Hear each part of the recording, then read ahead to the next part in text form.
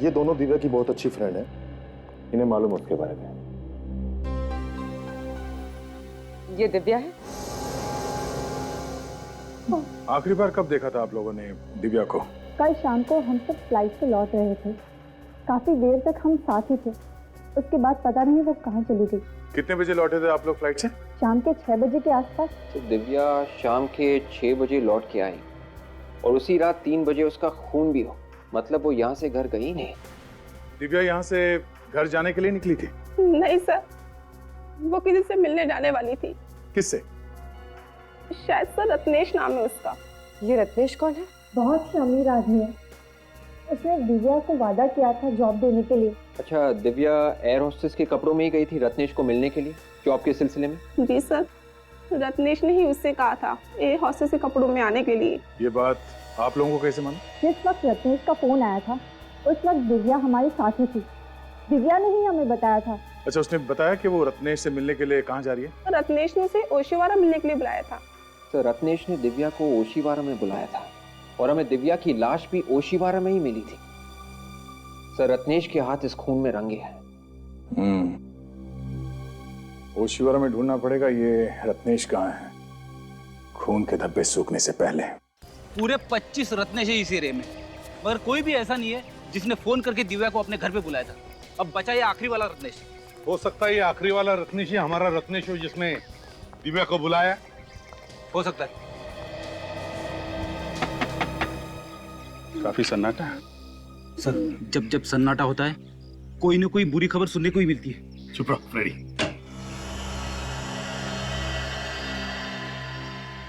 बोलिए साहब, किससे मिलना है? आप रत्नेश हैं? जी मैं रत्नेश नहीं हूँ। तो फिर रत्नेश कहाँ है? लेकिन आप लोग कौन हैं? सीआईडी। सीआईडी?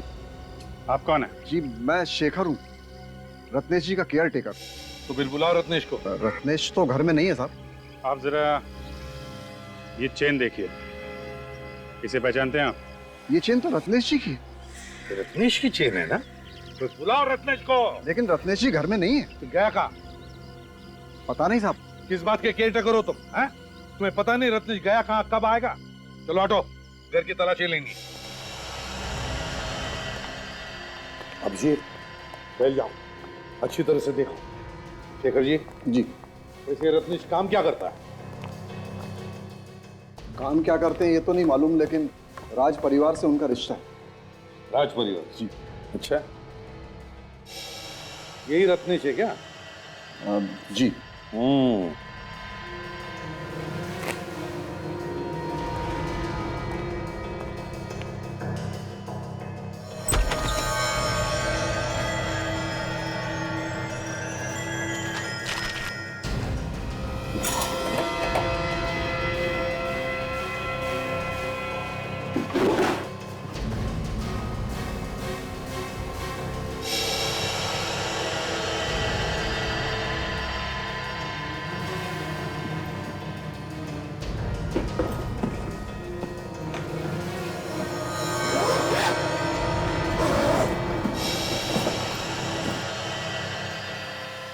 किसका बैग है ये? अरे साहब ये क्या कर रहे हैं आप?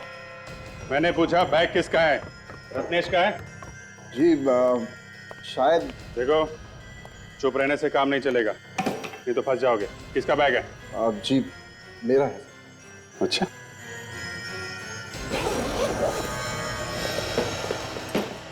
भागने की तैयारी में थे साहब। भागने की तैयारी में थे? हैं? रत्नेश घर पर नहीं है तो फरार होने की सोच रहे थे? बताओ कहाँ जाने वाले थे? जल्दी बताओ।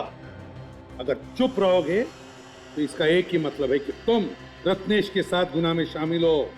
बताओ। लेकिन साहब मैंने कोई गुनाह किया ही नहीं। अच्छा,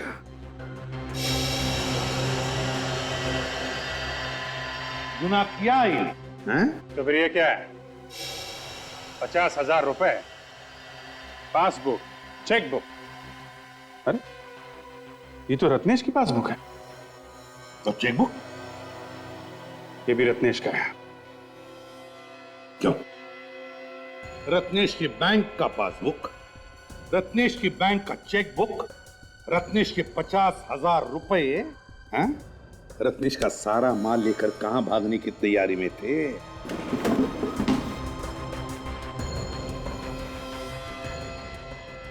फ्रिज के अंदर कपड़े?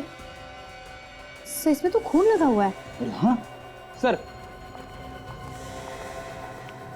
बेडशीट और शर्ट मिली है, दोनों फ्रिज में छुपा के रखे हुए थे और इन पे खून लगा हुआ है। किसके कपड़े हैं ये? किसके कपड़े हैं? जी मुझे नहीं मालूम। केयर टेकर साहब कैसे आदमी कुछ समझ में नहीं आ रहा है। मालिक का पैसा लेके भाग रहे थे, घर में खून से सने कपड़े हैं और इनको कुछ पता नहीं है। किसकी शर्ट है? रत्नेश की शर्ट है? किसकी शर्ट है ये? किसके कपड़े हैं? दिव्या का खून हुआ यहां पर। अच्छा, बहुत बड़ा शौक लगा है। तुम्हारा मुंह तो हम ब्यूरो में खोलेंगे। जब ये लाश आप लोगों को मिली, इस लड़की का मुंह ऊपर की तरफ था या नीचे की तरफ था? सारा रिपोर्ट देना पड़ेगा। अब पूछेगा एसीपी कहां पे खड़ा था। मैं कुछ पूछ रहा हूं आप लोगों से, इस लड़की का मुंह ऊपर की तरफ था या नीचे की तरफ था? सचिन बताओ। सर, लड़की का मुंह तो ऊपर की तरफ, मगर आप ये इस लड़की की लाश को अच्छी तरह से देखो, समझो और फिर बोलो। वैसे सालुंके साहब, लाश के बादशाह तो आप हैं। अब लाश के बारे में तो आप ही समझते हैं अच्छी तरह से। बस हो गया, हाँ? बादशाह कह दिया और अपने हाथ झाड़ लिए। एनीवे, ये तो आप जानते हैं कि शरीर में जब आदमी की मौत होती है, सबसे ज्यादा खून नीचे की तरफ आ जाता है, पृथ्वी की ग्रेविटी की वजह से। शरीर का जो हिस्सा जमीन को छूता है, सारा का सारा खून वहां आकर के जमा हो जाता है। लेकिन इस केस में ऐसा नहीं है। क्या मतलब? मैं बताता हूं। ये देखो बस, अगर ये हिस्सा जमीन को छू रहा था तो फिर ये हिस्सा काला क्यों नहीं हुआ? क्यों काला नहीं पड़ा सर? खून की वजह से। ये हिस्सा इसलिए काला नहीं हुआ कि इसके शरीर में खून था ही नहीं, एक कतरा खून भी नहीं था। क्या बोल रहा है सालुंके? शरीर में खून था ही नहीं? ना, बिल्कुल नहीं। टैक्सी वाला शंभू भी बता रहा था कि उसने रत्नेश को खून चूसते हुए देखा है। हाँ? और एक बात। क्या? बॉस, इस लड़की की बॉडी पर मुझे सुइयों के निशान मिले। ये देखो, ऐसा लगता है बॉस इस लड़की का खून निकाला गया है। मरने के बाद खून कैसे निकल सकता है? जब इसका खून निकाला गया, ये लड़की जिंदा थी। क्या? हाँ, मतलब रत्नेश ने सारा का सारा खून चूस लिया? सर रिपोर्ट से ये पता चला है कि कपड़ों पे जो खून लगा हुआ था वो इस लड़की का नहीं है। तो फिर वो खून है किसका? वो खून इस लड़की का नहीं है, तो इसका मतलब है किसी और का भी खून किया है इस रत्नेश ने। सचिन, जरा इसके मुंह का ताला खोलो।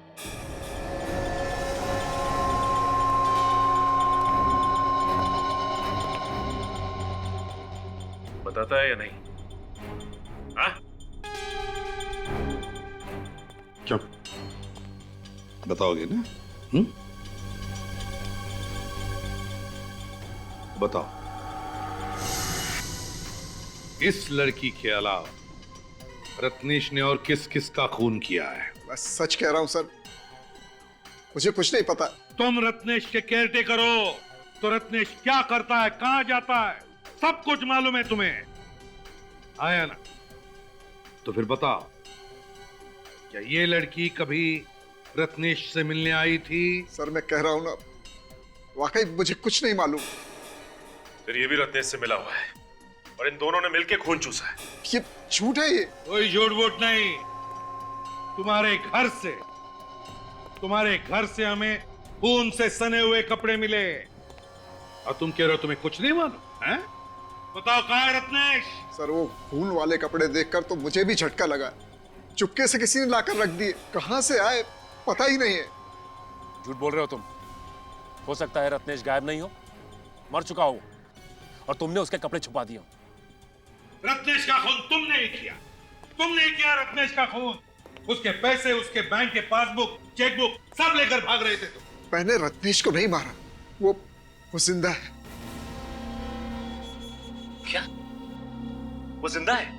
तो फिर है कहाँ वो? कहाँ है ये नहीं मालूम। घर से कब निकला था रत्नेश? कल शाम को। कितने बजे? 5 बजे के करीब। कह रहा था कि डॉक्टर के पास जा रहा हूँ। किस लिए? रत्नेश को हकलाने की आदत है, इसी के लिए डॉक्टर के पास गया था। फिर ये रत्नेश निकला तो था डॉक्टर के पास जाने के लिए, लेकिन वहां नहीं पहुंचा। रत्नेश के परिवार वाले या कोई जान पहचान वाले लोग हैं यहाँ पर इस शहर में? रत्नेश के एक चाचा है, धर्म जी, इसी शहर में रहते हैं। रत्नेश के परिवार से उनके बहुत अच्छे संबंध हैं। तो ये रत्नेश जरूर इस धर्म चाचा से मिलने की कोशिश करेगा। शेखर जी, धर्म जी का एड्रेस चाहिए हमें। ये शेखर बड़ा शातिर है, टुकड़ों टुकड़ों में कहानी बता रहा है हमको। कौन है आप लोग और अंदर कैसे आ गए? रत्नेश क्या लगता है तुम्हारा? जी मेरे चाचा का लड़का है, लेकिन आप लोग कौन है? आखिरी बार कब मिले थे? आप लोग हैं कौन बताएंगे? CID। अच्छा सर, तो ऐसा बोलिए ना सर। सर अभी कुछ ही दिन पहले मिला था, पर बात क्या है सर? खून हो गया है, खून। खून? क्या खून? और उसी सिलसिले में हम रत्नेश को ढूंढ रहे हैं। कहाँ है वो? अरे पिताजी, ये लोग CID से हैं और रत्नेश के बारे में पूछ रहे हैं। सर ऐसे आदमी के बारे में क्या कह सकते हैं? कहाँ मिलेगा कहाँ नहीं। ऐसा आदमी मतलब? सर वो बचपन से ही बहुत खतरनाक है, मतलब किसी की जान लेना उसके लिए आम बात है। क्यों? किसका खून किया है क्या उसने पहले? हाँ सर, पहले भी खून किया है। किसका खून किया है? अपने छोटे भाई का, और तब से फरार है, इसलिए उसे पुलिस पकड़ नहीं पाई है। अपने छोटे भाई का? कब? अभी कुछ 6 महीने पहले। लेकिन क्यों किया खून? सर क्यों खून किया ये तो पता नहीं, उसके डैडी ने किसी को बताया भी नहीं, और उसके बाद वो अपना शहर छोड़ के यहाँ चला आया। अपना शहर छोड़ के यहाँ पे क्यों, किस लिए आए थे आप? बोल रहे थे रत्नेश का मेडिकल चेकअप कराना है। किस बीमारी का इलाज करवाना? जी रत्नेश हकलाता था और सर उसकी दिमागी हालत ठीक नहीं थी। दिमाग की बीमारी थी तो फिर किस डॉक्टर का इलाज चल रहा था? सर वो तो मालूम नहीं। ये रत्नेश के मम्मी डैडी अभी कहाँ पे हैं? अपने घर पे होंगे। वो अपने घर पर नहीं है।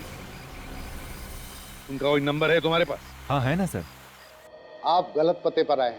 अरे बिना किसी जानकारी के इस तरीके से पूछताछ करना भाई बेवकूफी हुई ना।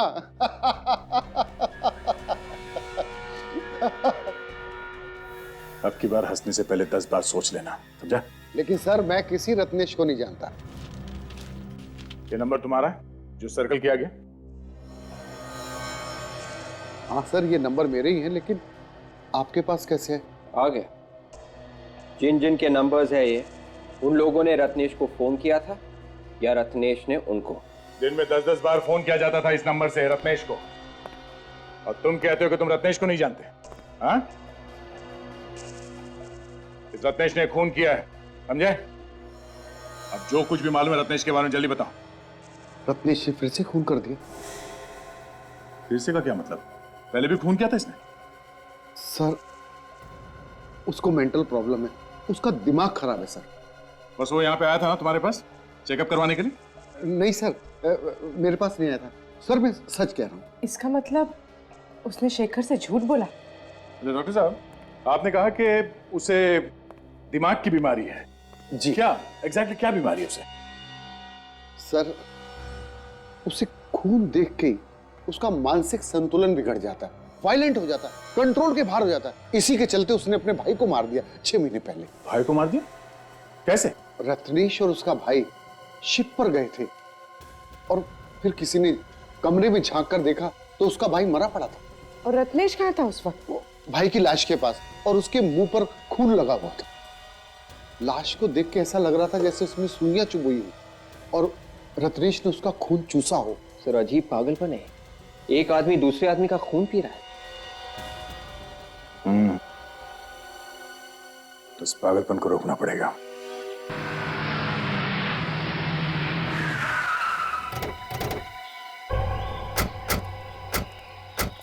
सर रत्नेश के मम्मी डैडी की फोन की लोकेशन ये जगह बता रही थी, और इसके बाद फोन बंद हो गया। मतलब इन्हें आसपास ही होना चाहिए। अब अगर इतने सुनसान इलाके में वो लोग कर क्या रहे होंगे यहाँ पे?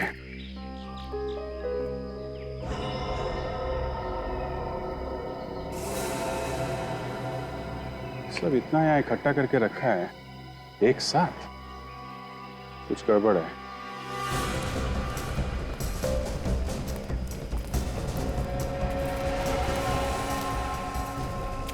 तो कार छुपा के रखी हुई है।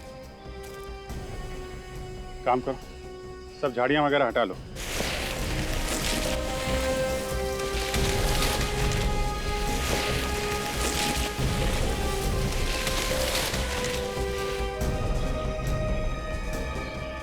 My God.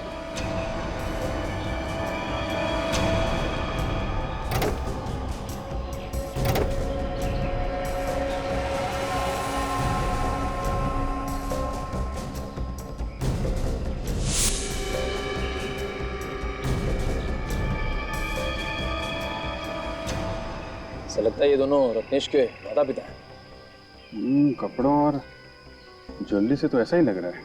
हो सकता है, ऐसा लगता है 2-3 दिन पहले मौत हुई है इनकी। एक काम करो, कार में जितने भी फिंगरप्रिंट्स है सब उठा लो और कार के नंबर से पता लगाओ किसकी कार है ये।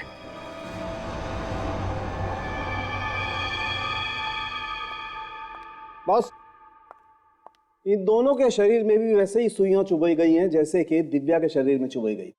और सर, ये बेडशीट पे और शर्ट पे जो खून लगा हुआ है वो इन लोगों का है। मतलब सर, इस रत्नेश ने अपनी दिमागी बीमारी के चक्कर में अपने माँ बाप का खून कर दिया। और इन दोनों का भी वैसे ही खून चूसा गया है जैसे दिव्या का खून चूसा गया। ये तो क्या बोल रहा है सालुखी? क्या बोल रहे हो तुम? क्या बोल रहा हूँ मैं? भाई मुझे डेड बॉडी जो बता रही है वही बोल रहा हूँ मैं। सचिन ने कहा कि रत्नेश ने अपने माँ बाप का खून किया, अब तुम कह रहे हो कि रत्नेश ने अपने माँ बाप का खून चूस लिया? हाँ यार, ये सुनकर घिन आती है। ये कैसे हो सकता है? अरे नहीं यार सालुखी, कोई अपने माँ बाप का खून चूस सकता है? अपने माँ बाप का? देखो बॉस, तुम मुझसे ज्यादा एक्सपीरियंस्ड हो, तुम्हें मालूम है कई बार खूनी के दिमाग में कैसे कैसे फितूर होते, कैसे कैसे कीड़े कुल बुलाते हैं उनके दिमाग में, मालूम है तुम्हें ना? फिर भी सालुखी ऐसे नहीं हो सकता, नहीं हो सकता ऐसे। एक काम करो, इस शेखर को फिर से ब्यूरो लेकर आओ, गर्दन पकड़ते हैं उसकी, पता चलेगा ये रत्नेश है कहां पर। सर, ये क्या हो सकता है? ये तो चेक करना पड़ेगा, चेक करने से ही पता चलेगा क्या है। सर, मैंने तो आज तक नहीं सुना कि कोई आदमी अपने माँ बाप का खून चूस ले। सचिन, अगर इंसान की दिमागी हालत ठीक नहीं हो तो वो कुछ भी कर सकता है, उसे अच्छे बुरे की पहचान ही नहीं रहती। सर, ये रहा शेखर। शेखर बाबू, रत्नेश के माता पिता के बारे में तुम जानते थे ना? जानते थे या नहीं? जी सर। तो फिर पहले क्यों नहीं बताया? सर, मैं इतना डर गया था कि मैंने आप लोगों को क्या बताया क्या नहीं बताया मुझे याद नहीं है सर। उसने अपने माँ बाप का खून कर दिया है, समझे? माँ बाप का खून कर दिया? हाँ, माँ बाप का खून कर दिया। रब जाके कहीं छुप के बैठा और उसकी कोई ना कोई तो मदद कर रहा है। और तुम जानते हो कौन मदद कर रहा है रत्नेश की? तो बताओ, बताओ। नहीं सर, मुझे कुछ मालूम नहीं सर। अच्छा, सिल्वर रंग की रिवेरा गाड़ी OHY 3765 रत्नेश की है ना? जी सर, लेकिन वो तो उनके माँ बाप के नाम पर। और भी कोई गाड़ी है उसकी? नहीं सर। नहीं सर, कुछ नहीं मालूम तुम्हें। ले जाओ इसे फ्रेडी, दूसरे कमरे में ले जाओ। चलो। सचिन, अगर रत्नेश के पास सिर्फ एक ही गाड़ी थी और उस गाड़ी में उसने अपने माता पिता को मारकर उनकी बॉडी डाल दी, तो फिर वो किसी दूसरी गाड़ी से भागा होगा ना, किसी टैक्सी वैक्सी से। एक काम करो, उसके फोटोज के 100-150 कॉपीज बनवाओ और सारे टैक्सी वालों को दे दो और उनसे कहो कि अगर किसी ने इसे देखा है या किसी की टैक्सी में ये बैठा है तो तुरंत हमें इन्फॉर्म करें। हैं? आवे। सर, जब से रत्नेश भागा है तब से उसका मोबाइल फोन बंद है। ये रत्नेश के फोन रिकॉर्ड्स है ना वे? Yes sir. इसमें जितने भी फोन नंबर्स हैं उसमें दिव्या का फोन नंबर है? नहीं सर, रत्नेश के रिकॉर्ड्स में दिव्या का नंबर है ही नहीं। उसने दिव्या को फोन किया ही नहीं। ये कैसे हो सकता है? दिव्या के दोस्तों ने तो बताया कि उसने दिव्या को फोन किया था फोन उसने दिव्या को। सर, हो सकता है उसने किसी और से फोन करवाया हो। सचिन, काम करो, दिव्या के फोन रिकॉर्ड चेक करो, देखो उस दिन शाम को कहां से फोन आए थे दिव्या को। सर उस दिन शाम को दिव्या को 12 लोगों ने फोन किया था, जिसमें से उसने सिर्फ 3 लोगों के फोन उठाए। 3 लोगों के? सिर्फ इन 3 लोगों के फोन उठाए दिव्या ने? तो फिर पता लगा ये 3 लोग है कौन? 1282749 नंबर तुम्हारा है? हाँ मेरा ही है, पर तुम कौन हो? सीआईडी से। घबराओ नहीं, बस इतना बताओ कि दिव्या को जानती हो? हाँ सर जानती हूँ, मालकिन है मेरी। अच्छा, कल शाम को तुमने दिव्या को 6 बजे फोन किया था क्या? फोन तो रोज ही करना पड़ता है उन्हें। क्यों? ये पूछने के लिए कि शाम को घर आ रही हैं कि नहीं, खाना बनाना पड़ता है मुझे। ठीक है, आप जा सकती हैं। अरे सुनो भाई साहब। हाँ सर, फोन किया था मैंने दिव्या जी को। क्यों? क्या काम? सर मेरा काम इंश्योरेंस का है। मैं लोगों को फोन करके पॉलिसी के बारे में बताता हूँ। पॉलिसी के लिए ही फोन किया था मैंने।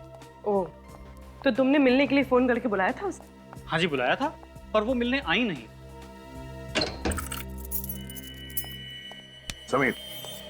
हाँ जी बोलिए। A127292738 आप ही का नंबर है। हाँ जी नंबर तो मेरा ही है। क्या हुआ? तुमने कल किसी दिव्या नाम की लड़की को फोन किया था? कौन दिव्या? मैं किसी दिव्या को नहीं जानता। वैसे आप लोग कौन है? सीआईडी। सीआईडी? क्या हुआ सर? अरे तुम तो अभी से घबराने लगे। अभी तो बहुत सारे सवालों का जवाब देना है तुम्हें। चलो। सर जब मैंने कॉल किया ही नहीं है तो मैं कैसे कह दूं कि मैंने कॉल किया है? तुम्हारे मोबाइल फोन से कोई और कॉल कर सकता है? सर ये कैसे हो सकता है सर? नहीं हो सकता ना। ये सेल नंबर तुम्हारा है? जी। ये दिव्या के फोन की कॉल लिस्ट है। इसका मतलब है दिव्या को कॉल तुमने किया था। सर ये कैसे हो गया सर? मैंने तो कॉल किया ही नहीं। देखो समीर, जब तक तुम सच नहीं बोलोगे सीआईडी से तुम्हारा पीछा नहीं छूटेगा, समझे? सर मैं सच ही बोल रहा हूँ। सर आजकल फोन हैकिंग इतनी बढ़ गई है, मैंने तो यहाँ तक सुना कि कोई भी किसी के फोन के अंदर घुस सकता है, कॉल कर सकता है, मैसेज कर सकता है। सुना तो हमने भी, और इसके बारे में हम लोग बाद में देखेंगे। पहले ये बताओ कि तुमने अपना मोबाइल फोन किसी और को दिया था? नहीं सर। सोच के बताओ, याद करो, खून का मामला है ये। खून?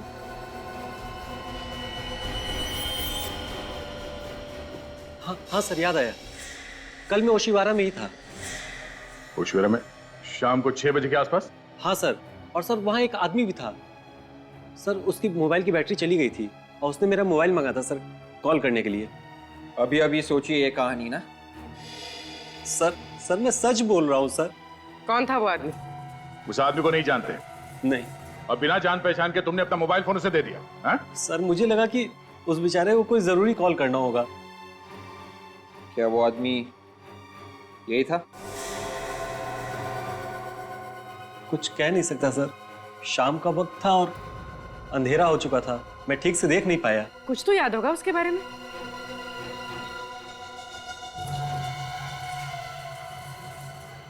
हाँ सर याद आया, सर वो हकला के बोल रहा था। वो आदमी हकलाता था? हाँ सर वो हकला के बोल रहा था। तुम्हें पूरा यकीन? ठीक है समीर, उस आदमी के बारे में कुछ और पता चले तो हमें बता देना। जी।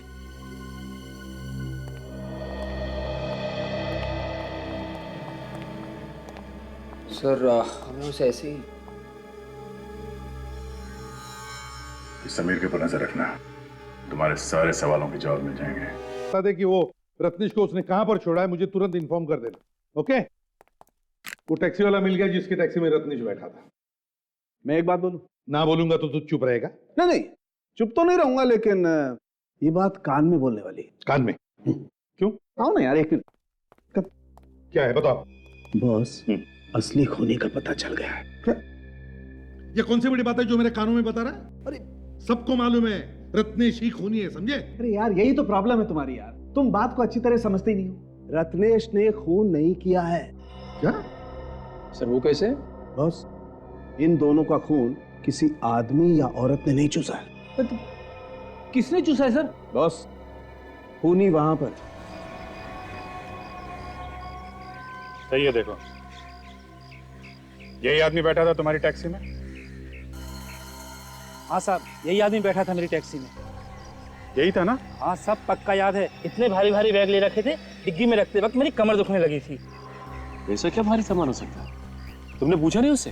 पूछा था साहब, कहने लगा अपने काम से काम रख, तुझे क्या लेना देना है, इसमें क्या है क्या नहीं। साहब ऐसे लग रहा था जैसे शहर छोड़ के जा रहा हो। कहाँ छोड़ा तुमने उसे? पाम क्रेन रोड पर साहब। पाम क्रेन रोड पे? वहां पे क्यों छोड़ा था?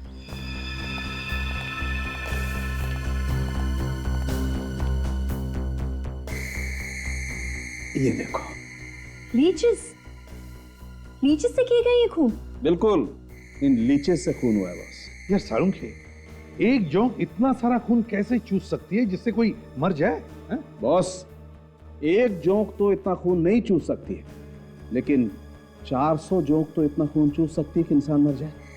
400 जोंक? यार सालुंखे, जोंक लगने पर वो अपने आप को बचाने की कोशिश तो करेगा ना? लाशों को देख करके ऐसा लगता नहीं है कि इन्होंने अपने आप को बचाने की कोशिश की होगी। तो तुम्हारे कहने का मतलब है कि इन्हें पहले बेहोश किया गया होगा, हाँ, और फिर जोंक लगाई? बिल्कुल। बड़ी अजीब बात है ना सालुंखे, कि एक आदमी जिसे दिमाग की बीमारी है, क्या वो इतनी सारी प्लानिंग कर सकता है? नहीं सर, नहीं कर सकता। ये किसी और की चाल है, किसी और की चाल। रत्नेश को फंसाया जा रहा है। सर, इस पाम क्रेन रोड के आसपास तो कोई रेलवे स्टेशन भी नहीं है और ना ही कोई बस स्टॉप, और तो और एयरपोर्ट भी बहुत दूर है वहां से। अच्छा, तुम्हारी टैक्सी में बैठते वक्त या उतरते वक्त कुछ बात कर रहा था क्या? कहीं जाने का बात कर रहा था? साहब कुछ कहा भी होगा तो याद नहीं, 5 दिन हो गए इस बात को। एक मिनट, क्या कहा तुमने? साहब मैंने क्या कहा? नहीं, कितने दिन पुरानी बात है ये? 5 दिन पुरानी, दोपहर का वक्त था जब मैंने उसे वहां छोड़ा था। ये कैसे हो सकता है? 5 दिन पहले? शेखर ने हमसे कहा था कि रत्नेश 3 दिन पहले घर छोड़ के गया था, वो भी शाम को। मतलब जिस रात दिव्या का खून हुआ उस दिन रत्नेश शाम को नहीं बल्कि दोपहर को निकला। हाँ, जिस रात खून हुआ रत्नेश कहीं और था, तो फिर रत्नेश खून कैसे कर सकता है? सिर्फ शेखर झूठ बोल रहा है। बिल्कुल झूठ बोल रहा है, कुछ छुपा रहा है हम लोगों से। जरा पता करो ये शेखर इस वक्त है कहां पे।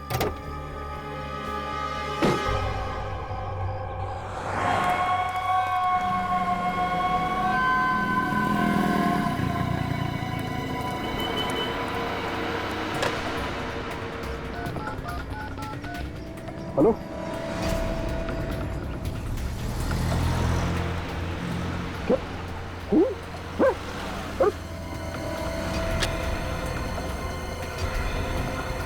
ओ भाई साहब, पैसा तो दो।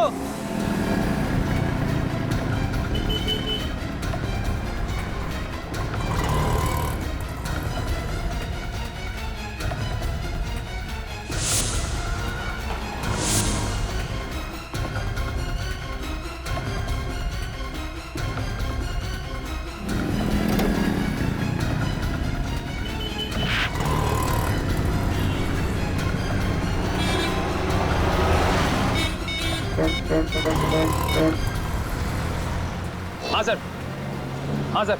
सर शेखर भी बाहर निकल के टैक्सी लेके कहीं निकला है सर। सर कहाँ निकला ये तो पता नहीं चल पाया सर। सर पर घबराया बहुत हुआ है सर वो। हाँ सर, हाँ सर। सर मैं टैक्सी ले रहा हूँ सर। टैक्सी।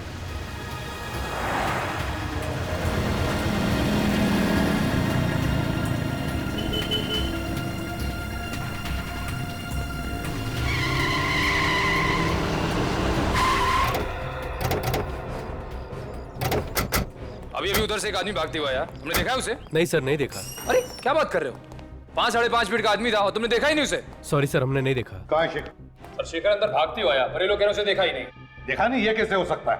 एक आदमी अंदर भागते हुए आया और तुम लोग किसी ने भी नहीं देखा? सर मैं अभी अभी ड्यूटी पर आया हूँ सर, मुझे नहीं मालूम। क्या आंखों पर पट्टी बांध के रखी थी क्या? देखा नहीं है? टैक्सी वाला कह रहा था कि उसने रत्नेश को यहीं आसपास ही कहीं छोड़ा है, तो हो सकता है रत्नेश इसी होटल में ठहरा और उसने शेखर को यहीं पर बुलाया हो, पैसे लेकर और कपड़े लेकर। हाँ सर। हाँ, जरा ये फोटोग्राफ देखो। ये आदमी यहाँ पे होटल में ठहरा हुआ है? हाँ हाँ सर, ये आदमी है यहाँ पे। किस कमरे में? कमरा नंबर 104 में है सर। चलो दिखाओ। चलिए sir.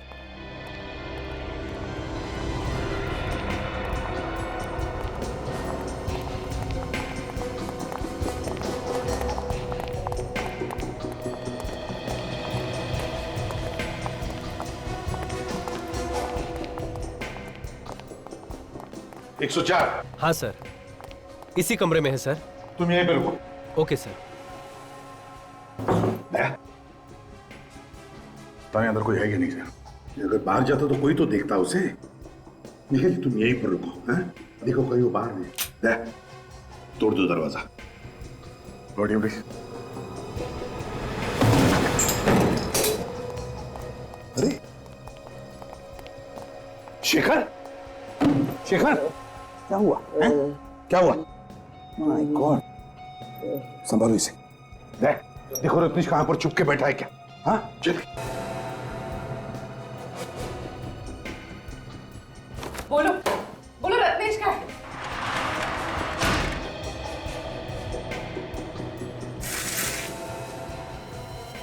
Oh my God! Sir, आजा, सर यहाँ आइए। शेखर, शेखर तुम्हें मारा किसने? किसने मारा तुम्हें? आजा, क्या हुआ? सर यहाँ रत्नेश तो नहीं है। ये देखिए।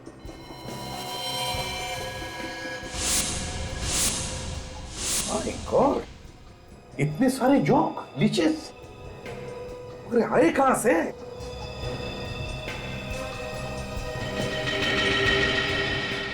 Ice box.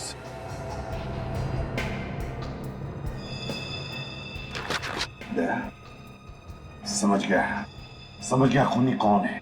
कौन है सर? चेहरा देखा था उसका? नहीं, उसने मास्क पहना हुआ था, उसकी जान खतरे में है। लेकिन शेखर सच बोल रहा है, खूनी कोई और ही है। इसे हॉस्पिटल ले जाओ जल्दी। अगर खूनी रत्नेश को मारने के लिए यहाँ से ले गया तो रत्नेश ने हल्ला क्यों नहीं मचाया? वो चुपचाप चला क्यों गया? यार रत्नेश कहीं नहीं गया है, वो छुप कर बैठा है इसी होटल में। ढूंढते हैं उसे। यहाँ पे ऐसे कोई जगह है जहाँ पर कोई जाता नहीं? हाँ सर, वहाँ पे एक बेसमेंट है, वहाँ पर कोई आता जाता नहीं है सर। चलो जल्दी आइए सर।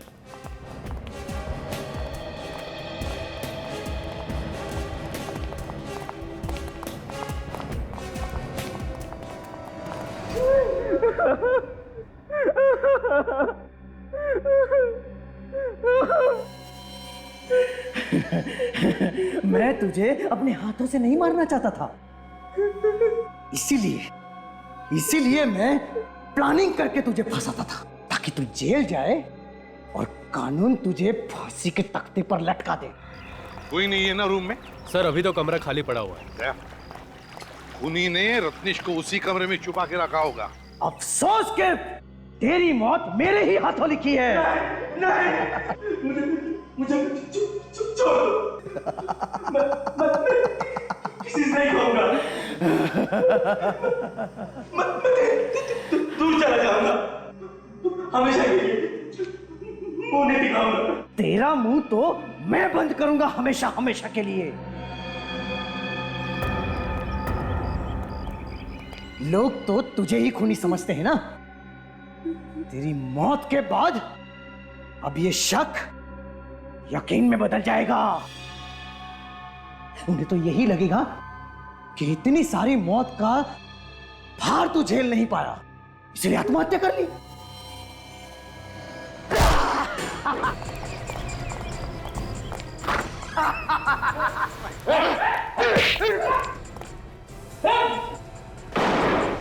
छोड़ो मुझे, मैं इस कमीने को जिंदा नहीं छोड़ूंगा।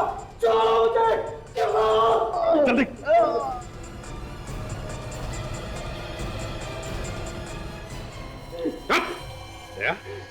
जानना चाहते हो ना कौन है ये किलर? मास्क उतारो और देखो।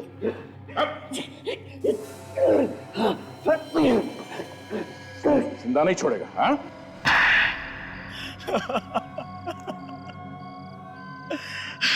क्यों मारा तुमने इतने लोगों को? क्या बिगाड़ा था उन्होंने तुम्हारा? सर, किसी ने मेरा कुछ नहीं बिगाड़ा था, बस रत्नेश को फंसाने के लिए मैंने ये सारे खून किए। रत्नेश को क्यों फंसाना चाहते थे तुम? क्योंकि सर, रत्नेश मेरा सौतेला भाई है। मेरी माँ के मर जाने के बाद मेरे पापा ने दूसरी शादी कर ली। फिर रत्नेश और मेरे बीच में बचपन से ही झगड़े होते थे, मारामारी भी होती थी सर। इसके चलते पापा ने मुझे अपने आप से अलग कर दिया और मेरे चाचा के पास मुझे भेज दिया। चाचा को कोई औलाद नहीं थी, इसलिए चाचा ने मुझे गोद ले लिया। इसी की वजह से मुझे अपने पापा का प्यार कभी नहीं मिला। इसीलिए मैंने उसी दिन ठान लिया कि इसका बदला मैं जरूर लूंगा। इससे भी चैन से नहीं रहने दूंगा। और इसीलिए तुम रत्नेश बनकर लोगों को मारने लगे? उसकी दिमाग की हालत ठीक नहीं थी, इसलिए मैंने सोचा कि उसे आसानी से फंसाया जा सकता है। इसीलिए मैंने रत्नेश के भाई का पहले खून किया और इल्जाम रत्नेश पर लगा दिया। बेचारे मम्मी डैडी, उनको लगा कि ये खून रत्नेश ने किया है क्योंकि उसकी दिमागी हालत ठीक नहीं है, और फिर तुमने मम्मी डैडी का भी खून कर दिया, ये सोचकर कि लोगों को लगेगा कि उनका खून भी रत्नेश ने किया है, और फिर रत्नेश अकेला पड़ जाए और तुम उसे मार दो। सर, इसे मारना होता तो मैं कब का मार देता, लेकिन हर बार शेखर ने इसे बचा लिया। और वो लड़की दिव्या, उसे क्यों मारा तुमने? दिव्या को मैंने इसलिए मारा ताकि लोगों का शक पक्का हो जाए कि सारे खून रत्नेश नहीं किए। वाह, प्लानिंग तो तुमने बहुत अच्छी की थी। तुम्हारा एक एक पत्ता सही जगह पे जाकर बैठ रहा था, लेकिन तुम्हारा वो आइस बॉक्स जिसमें तुमने जोंक लाई थी, वो लीचेस, उसने फंसा दिया। रत्नेश को फांसी पर लटका के मारने की कोशिश कर रहे थे ना तुम? लेकिन अब तुम लटकोगे फांसी पर, तुम।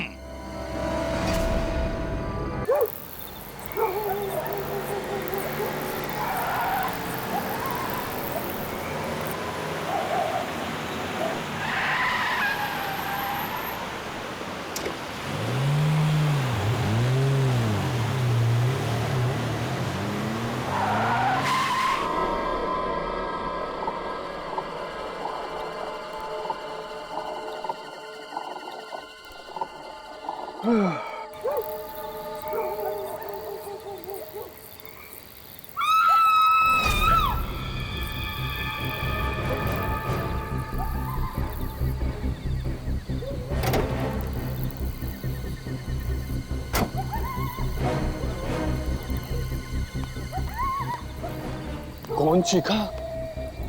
चीख तो लड़की की है।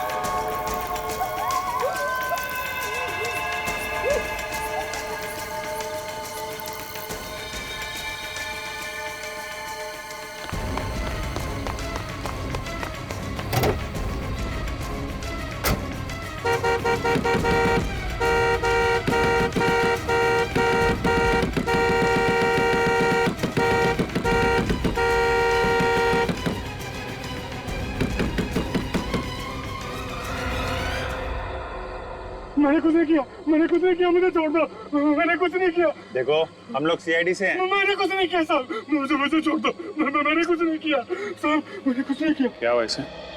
साहब 2 घंटे से हारना बजा रहे हैं। लाश कहाँ है? उस तरफ है साहब। देखो जी। निखिल, ये काफी डरा हुआ है, होश में लाओ इसे, ठीक हो जाएगा तो बातचीत करेंगे। कहाँ पे? सर उधर।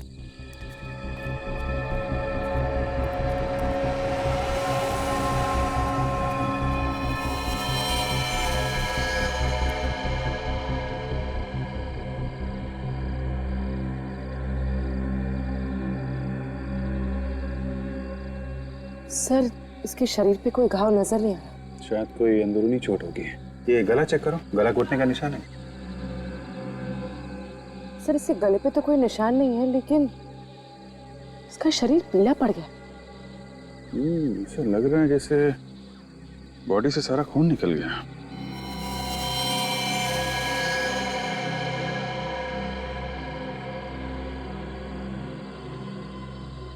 सर ये देखिए, इसके हाथ पे कुछ अजीब से निशान है। ये छोटे छोटे घाव हैं और इनमें से खून भी निकल रहा है। ना चेक करो और कुछ मिलता है। सर आसपास पूरा एरिया देखो ठीक से। क्या हुआ क्या था? तुमने क्या देखा? जी मैंने हॉर्न की आवाज़ सुनी और यहाँ आके देखा तो यहाँ ये लड़की मरी पड़ी थी।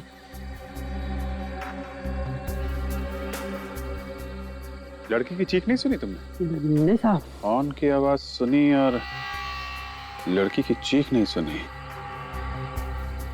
लड़की कहीं और मरी है क्या?